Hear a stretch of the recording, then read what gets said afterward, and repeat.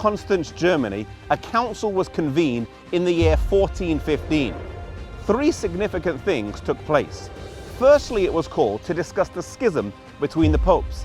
At that time, there wasn't one, nor two, but three rival popes, all declaring themselves to be the true and right pope. This council settled that schism and appointed someone who would rule after those three. It was also here where they declared the writings and John Wycliffe to be a heretic and ordered that his bones be exhumed and burned. It was also at this council where John Huss was ordered to appear to defend his teachings.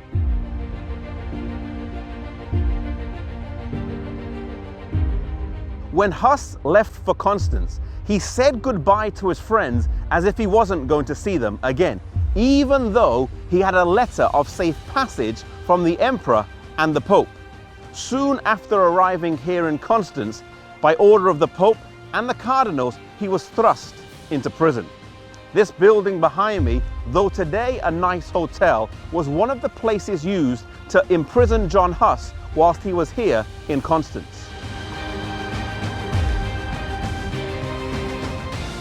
The trial of Huss took place here in Constance in the Munster.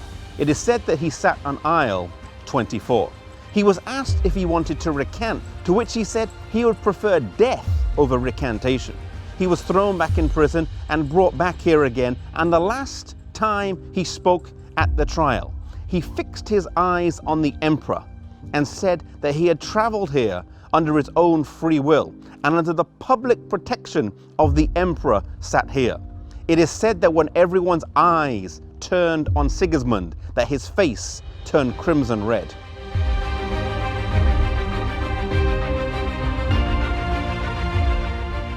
Sitting here in aisle 24, where Huss sat during his trial, our minds go back to Jeronim. When Huss left for Constance, Jeronim told him that if he heard of any misfortune, he would come and help right away. Hearing of his imprisonment, he left and travelled down here, but without a safe passage. On arriving in Constance, he realised there was not anything he could do, and so he headed back to Prague, but he was captured on the way and brought back here to Constance. Some people wanted to kill him right away, but they put him in prison where he almost died for lack of food. They wanted to keep him alive. They realised that Huss's death hadn't accomplished very much, and so they wanted Jeronim to recant. He was left in prison for about a year in terrible, terrible conditions.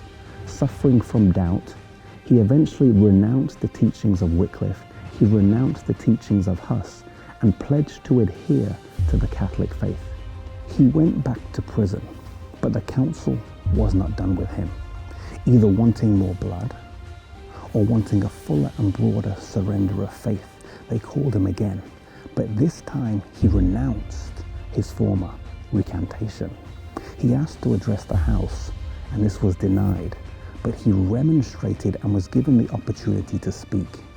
He stood up and pledged his support of Huss and the influence he had had on his life, and he went on to say, "Of all the sins that I have committed since my youth, none weigh so heavily on my mind and cause me such poignant remorse as that which I committed in this fatal place, when I approved of the iniquitous sentence rendered against Wycliffe and against the holy martyr John Huss, my master and my friend.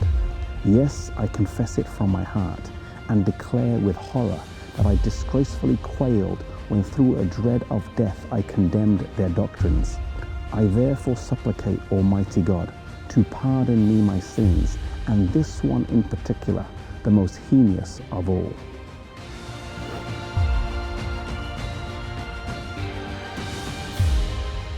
One thing we learn from the story of Huss and Jeronim is that although at the end of his life Jeronim fell away, he then came back.